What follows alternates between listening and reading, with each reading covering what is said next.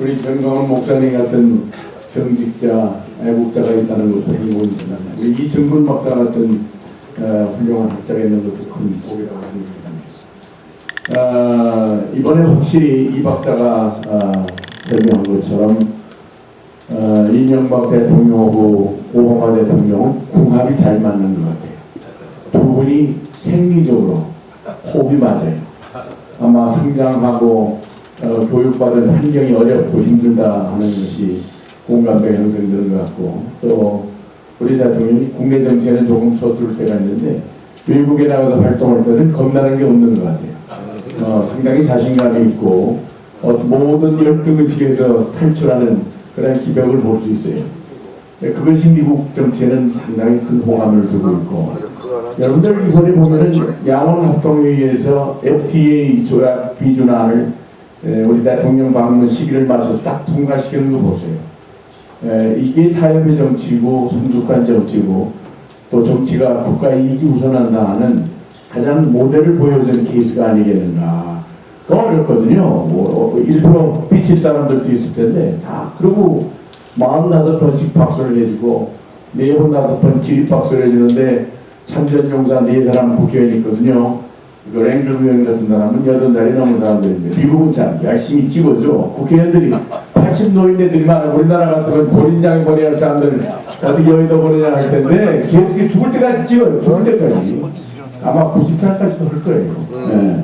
그렇다고 늙었다고 옆에 비켜놓는 나라가 아니에요. 다 똑같은 역할을 하는데, 근데 이분들을 위해서 이명박 대통령이 이름을 부르고 거수경례를 또 했단 말이에요. 그 대통령이 거수경례하면 대단한 거죠. 그러니까 30초 동안 기립박수를 여러분 한 30초 서 있어 보세요. 얼마나 긴 시간인가요? 그걸 기쁘고 행복하게 생각하는 거예요. 이 대통령이 미국 정치인, 미국 국민들 며칠 동안 행복하게 만들어줬어요.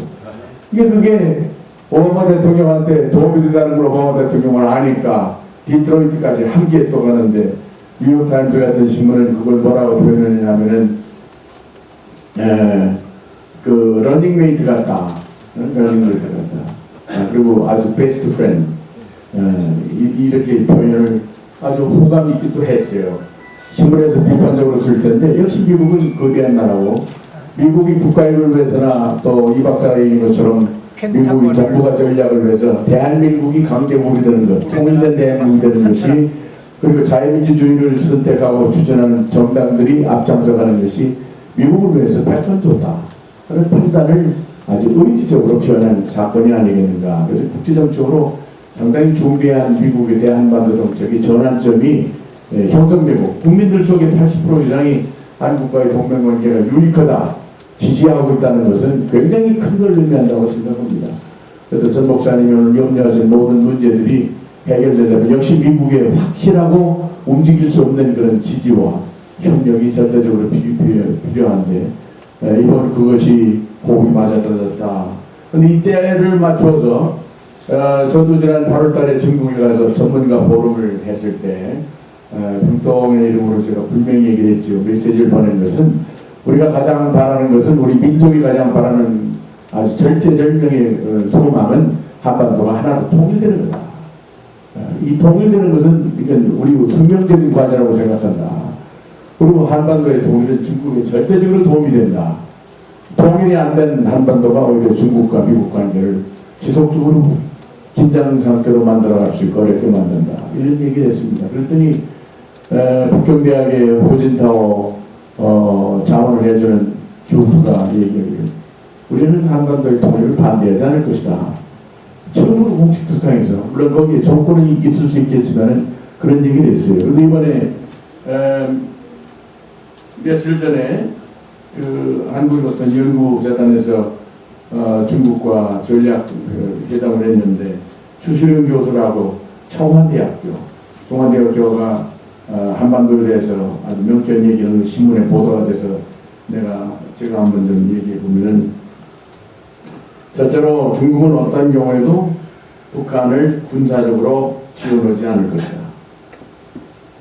어떤 경우에도 군사적으로 지원하지 않을 것이다. 이제 외교적으로 립서비스로 말은 하겠지만, 지금 하고 있는 게 립서비스죠. 말은 하지만은 군사적으로 지원하지 않을 것이다.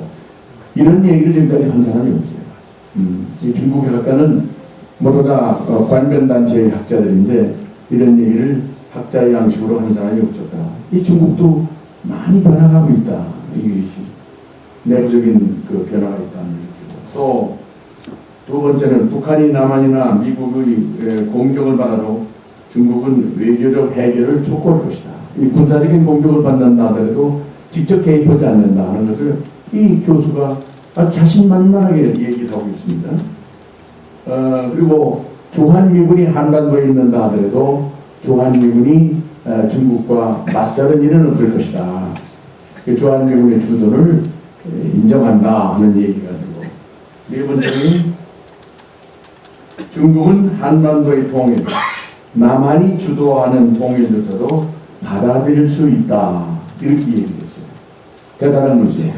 그러니까 우리가 중국에 대해서 이상한 콤플렉스를 가지고 핀란다이제이션이라든지 또는 동북 사선 문제를 제기하면서 중국의 위협적인 성장에 대해서 두려움을 가지고 있지만은 중국 내부를 그리고 국제사회를 정확히 알고 미국의 정책 의도를 분명히 아는 중국의 학자들은 그렇게 얘기해서는 않습니다. 그거는 5년, 10년 전에 하는 얘기고 국제사회가 중국에 대해서 요구하는 기준이 있다는 걸 제가 늘 말씀드렸잖아요. 마이클 만델바움이 얘기하는 것처럼 21세기는 65억 인구를 지배하는 가장 큰 이념은 자유다. 그리고 자유시장은 중국에 있다고 하지만 민주주의. 국민이 자기 지도자들을 직접 손으로 뽑는 그런 민주주의가 보장되지 않는 나라가 패권 국가가 되기도 어려울 뿐 아니라 주변 국가들을 끌고 갈 수 있는 지도국가가 될 수 없다 하는 얘기는 진리라고 생각이 됩니다. 그러니까 이런 점에 있어서 이 박사가 얘기한 것처럼 한반도가 통일이 되는 것이 미국의 국가이익을 장기적으로 보장하는 데서 절대적으로 필요하다.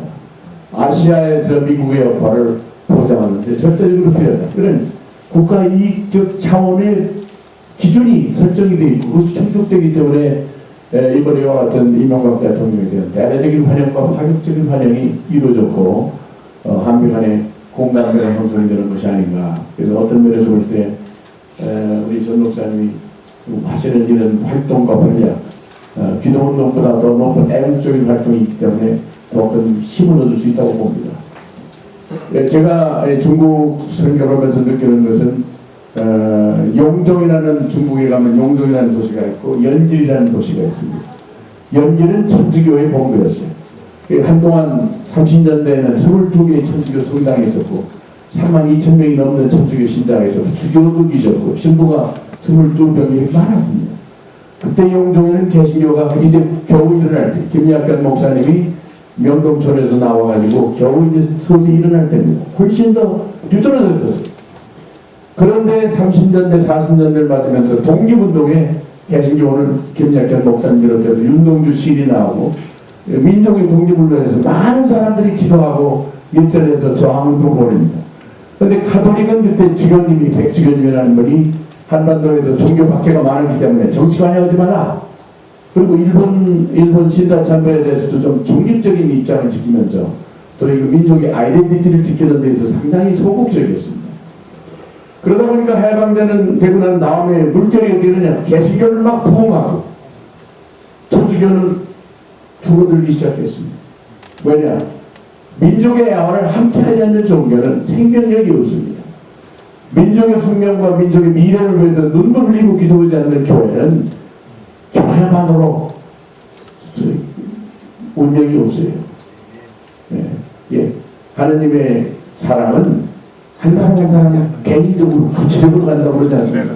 하느님이 여러 사람을 놓고 한꺼번에 이 사람들 다 구원해서 이렇게 기도하는 게 아니라고 개인적으로 퍼센트 그런 사랑이 뜨거운 사랑이거든요. 독립운동도 민족운동, 국가사랑운동도 바로 이와 같은 하나님의 진리에 맞는 방법으로 보면은 그 교회는 축복받는 교회가 되고 국가가 축복받는 국가가 된다.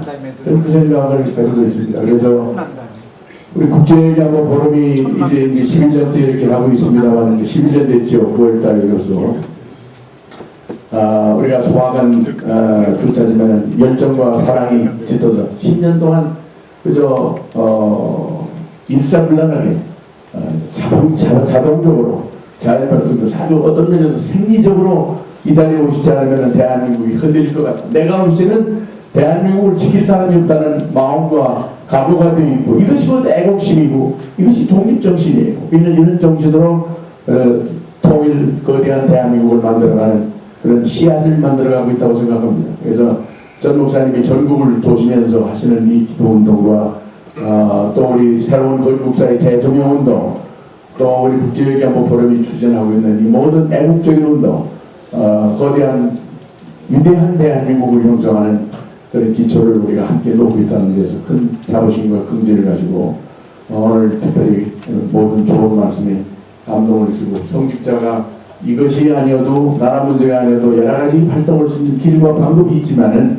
오늘 그 힘든 이 투쟁의 길에 들어서신 것은 우리 모든 사람들에게 국가를, 자유민주주의를, 그리고 하나님 사랑을 제일 우선으로 생각하고, 거기에 지도자로부터 시작해서 국민 모두가 다 좀 더 수박하고 솔직하고 담백한 마음으로, 어떤 면에서 순교하는 마음으로 이 시대를 지켜나가면 우리가 승리할 수 있다. 우리 귀중한 교훈을 우리에게 주셨습니다. 진심으로 우리 전 목사님께 감사드리고, 한 가지 광고드리고 싶은 것은 이번 토요일